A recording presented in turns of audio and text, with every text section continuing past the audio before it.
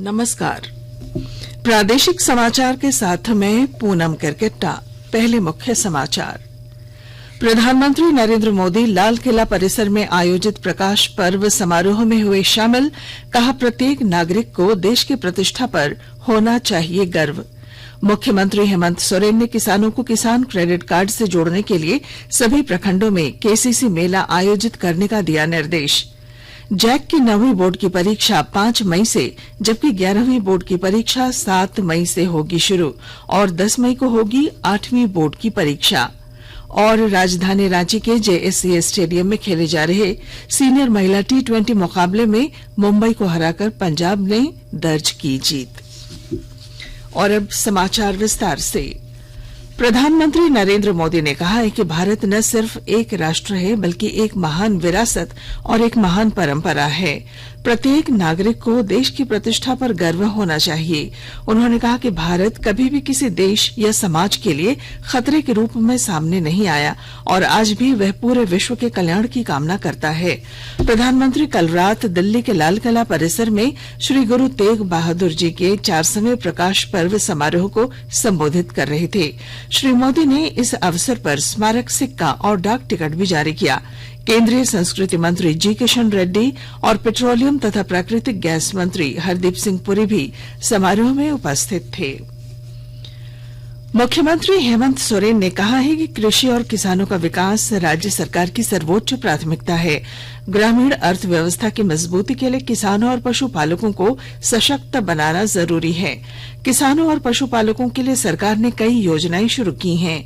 इन योजनाओं का बेहतर तरीके से क्रियान्वयन सुनिश्चित किया जाना चाहिए।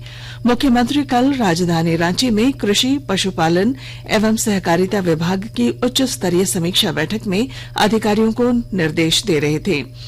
इस मौके पर किसान क्रेडिट कार्ड, पशुधन विकास योजना, बीज खाद वितरण, कोल्ड स्टोरेज, लैंपस पैक्स, व्यापार मंडल और सहकारी समितियों के कार्य, जल स्रोतों के पुनरुद्धार से संबंधित योजनाओं और कार्यों की प्रगति की जानकारी ली और उन्होंने अधिकारियों को कई निर्देश दिए। मुख्यमंत्री ने किसानों को किसान क्रेडिट कार्ड केसीसी से जोड़ने के लिए राज्य के सभी प्रखंडों में विभिन्न चरणों में केसीसी मेला आयोजित करने का निर्देश दिया। उन्होंने ये भी कहा कि बैंकों द्वारा प्रतिदिन जितने केसीसी जारी किए जाते हैं, उसकी मॉनिटरिंग के लिए मैकेनिज्म बनाएं। उन्होंने किसान पाठशाला के जरिए बीज और अन्य कृषि सामग्री उपलब्ध कराने की दिशा में भी पहल करने के लिए अधिकारियों को निर्देश दिए। त्रिस्तरीय पंचायत चुनाव के पहले चरण को लेकर रांची जिले के विभिन्न प्रखंडों से 193 लोगों ने कल नामांकन दाखिल किया।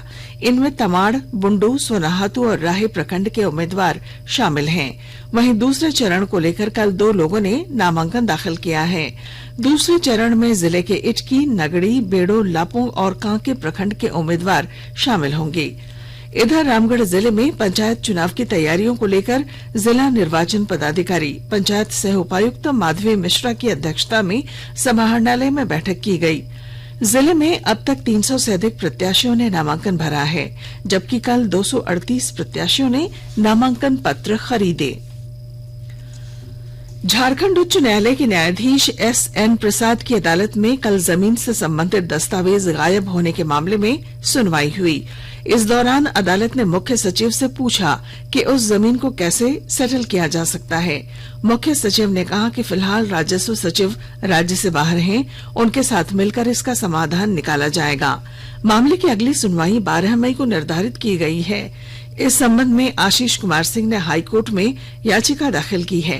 वहीं दूसरी ओर एक अन्य मामले की सुनवाई के दौरान उच्च न्यायालय में 3 पुलिस पदाधिकारियों के खिलाफ निचली अदालत द्वारा संज्ञान लिए जाने को लेकर दाखिल याचिका पर सुनवाई हुई। सुनवाई के बाद अदालत ने तीनों को राहत देते हुए उनके खिलाफ आपराधिक मामला चलाए जाने के आदेश को निरस्त कर दिया। चारा घोटाला मामले में सजायाफ्ता लालू प्रसाद की जमानत पर झारखंड उच्च न्यायालय में आज सुनवाई होगी। यह मामला न्यायाधीश अपरेश कुमार सिंह की अदालत में सुनवाई के लिए सूचीबद्ध है। मामले में सीबीआई की ओर से जवाब दाखिल कर दिया गया है। सीबीआई ने कहा है कि लालू प्रसाद ने डोरंडा कोषागार से अवैध निकासी के मामले में सजा की आधी अवधि जेल में नहीं बिताई है, जबकि जेल में आधी अवधि बिता लेने के आधार पर ही वह जमानत मांग रहे हैं। अमृत महोत्सव के तहत आकाशवाणी के साप्ताहिक क्विज में आइए आप भी शामिल हों।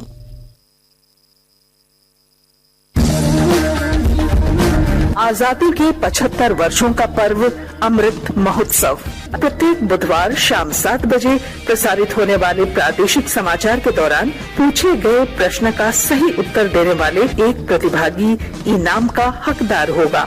इसके लिए सुनते रहें आकाशवाणी रांची का प्रसारण।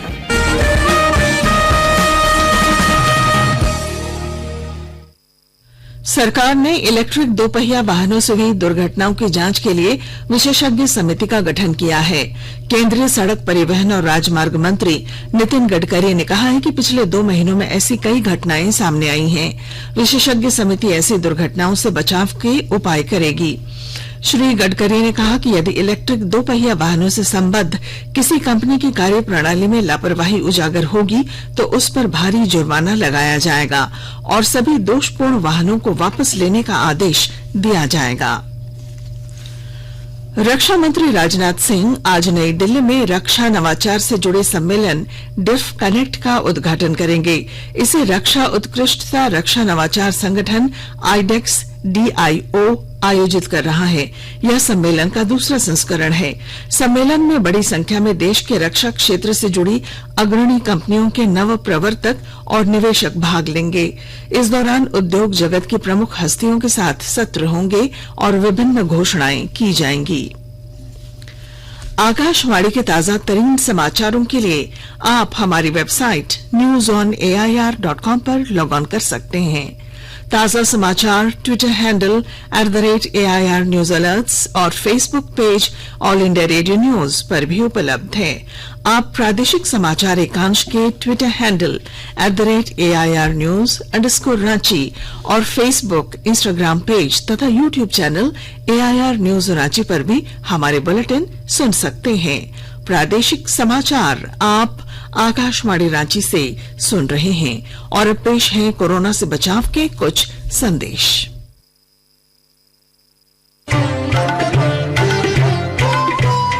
कोविड-19 से बचाव और सुरक्षित रहने के 3 उपाय।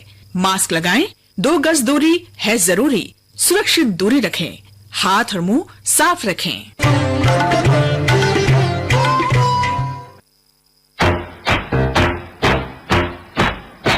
चलो मिलकर एक शुरुआत करें, चलो एक फैसला आज करें, मास्क नहीं तो टोकेंगे, कोरोना को रोकेंगे, चलो एक वादा करते हैं, चलो एक वादा करते हैं, मास्क नहीं तो टोकेंगे, कोरोना को रोकेंगे। भारत सरकार द्वारा जनहित में जारी। प्रादेशिक समाचार में आपका फिर स्वागत है। झारखंड अधिविद्य परिषद जैक ने 8वीं, 9वीं और 11वीं की बोर्ड परीक्षाओं की तिथि जारी कर दी है। 5 मई से 9वीं और 7 मई से 11वीं की बोर्ड की परीक्षा शुरू होगी, जबकि 8वीं की बोर्ड परीक्षा एक ही दिन 10 मई को 2 पालियों में होगी।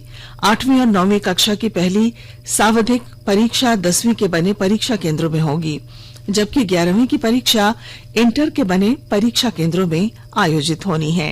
पहली टर्म की ये परीक्षा OMR शीट के माध्यम से ली जाएगी, जबकि दूसरी टर्म की परीक्षा जून में होगी। इस परीक्षा में प्रत्येक विषय से 50 अंकों के मल्टीपल चॉइस प्रश्न पूछे जाएंगे। साथ ही 100 अंकों का आंतरिक मूल्यांकन विद्यालय स्तर पर ही किया जाएगा।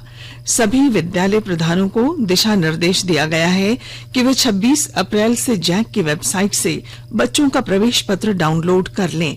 साथ ही आंतरिक मूल्यांकन के अंकों को वेबसाइट के माध्यम से ही ऑनलाइन अपलोड करें। लोहरदगा जिले में आगलगी की घटनाओं पर रोक लगाने को लेकर मॉक ड्रिल के साथ जागरूकता अभियान चलाया गया। विस्तृत जानकारी दे रहे हैं हमारे संवाददाता।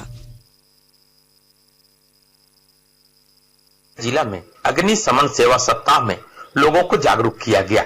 लोहरदगा जिला के विभिन्न संस्थानों एवं अधिकारियों व कर्मियों के लिए प्रशिक्षण का आयोजन किया गया। विभिन्न संस्थाओं में मॉक ड्रिल कर आग से बचाव की जानकारी दी। बताया गया कि किस तरीके से आग लगने पर हम खुद को और लोगों को बचा सकते हैं।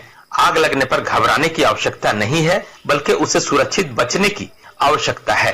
मौके पर fire safety officer Sudhir Singh के द्वारा बताया गया कि आग लगने का मुख्य कारण ज्वलनशील पदार्थ की उपलब्धता, ऑक्सीजन की मौजूदगी, उपयुक्त तापमान मुख्य कारक होते हैं। आग पर काबू पाने का तरीका है कि आग के पास का तापमान को कम किया जाए, ऑक्सीजन की सप्लाई रोक दी जाए और ज्वलनशील पदार्थ को वहां से तत्काल हटा दिया जाए। प्रयोग करके दिखाया गया कि किस तरीके से हम रेगुलेटर में लगी आग को बड़ी आसानी से बुझा सकते हैं। गोपी कृष्ण कुंवर, आकाशवाणी समाचार, लोहरदगा। कुछ संक्षिप्त खबरें।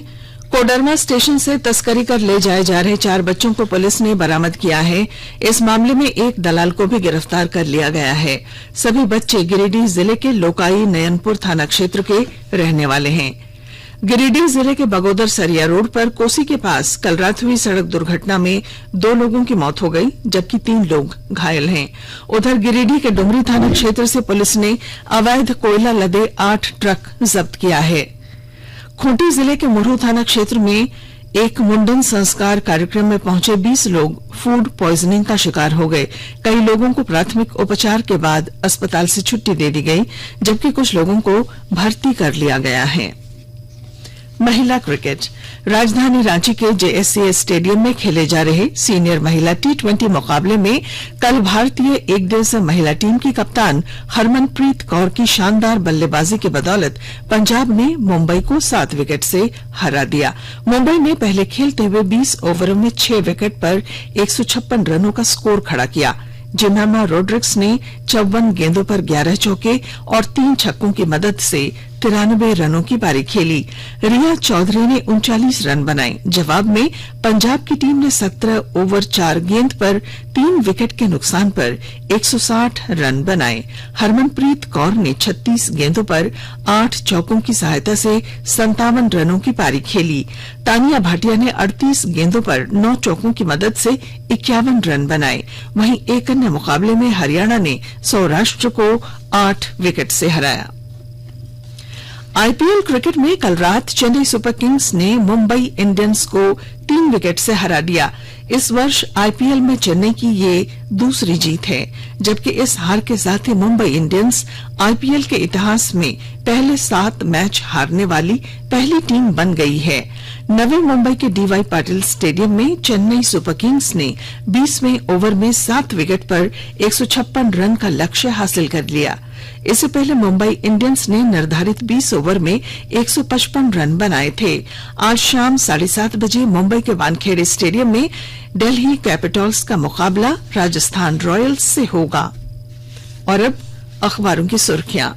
राज्य से प्रकाशित होने वाले लगभग सभी अखबारों ने धनबाद की चिरकुंडा में अवैध खदान धंसने की खबर को पहले पन्ने पर दी है। प्रभात खबर ने लिखा है, निरसा के डुमरी जोड़ में अवैध खदान धंसी, 50 से अधिक लोग फंसे। दैनिक भास्कर लिखता है, धनबाद के चिरकुंडा के अंदर ही अंदर जमीन खोद निकाल लिया अवैध रूप से कोयला, धंस गई सड़क, 4 गांवों का संपर्क टूटा। राज्य भर में बिजली कटौती की खबर को हिंदुस्तान ने अपने पहले पन्ने की लीड बनाई है। गृह मंत्री अमित शाह के बयान, आतंकियों और उनके समर्थकों का बन रहा डेटाबेस, इस खबर को दैनिक जागरण और रांची एक्सप्रेस ने पहले पन्ने पर ली है। दिल्ली के जहांगीरपुरी में उच्चतम न्यायालय द्वारा 2 सप्ताह तक यथास्थिति बनाए रखने की खबर को अंग्रेजी दैनिक द टाइम्स ऑफ इंडिया और हिंदुस्तान टाइम्स ने प्रमुखता दी है। और अब अंत में मुख्य समाचार। प्रधानमंत्री नरेंद्र मोदी लाल किला परिसर में आयोजित प्रकाश पर्व समारोह में हुए शामिल। कहा, प्रत्येक नागरिक को देश की प्रतिष्ठा पर होना चाहिए गर्व। मुख्यमंत्री हेमंत सोरेन ने किसानों को किसान क्रेडिट कार्ड से जोड़ने के लिए सभी प्रखंडों में केसीसी मेला आयोजित करने का दिया निर्देश। जैक की 9वीं बोर्ड की परीक्षा 5 मई से, जबकि 11वीं बोर्ड की परीक्षा 7 मई से होगी शुरू और 10 मई को होगी 8वीं बोर्ड की परीक्षा। और राजधानी रांची के जेएससीए स्टेडियम में खेले जा रहे सीनियर महिला T20 मुकाबले में मुंबई को हराकर पंजाब ने दर्ज की जीत। और इसके साथ ही आकाशवाणी रांची से प्रादेशिक समाचार का ये बुलेटिन समाप्त हुआ। नमस्कार।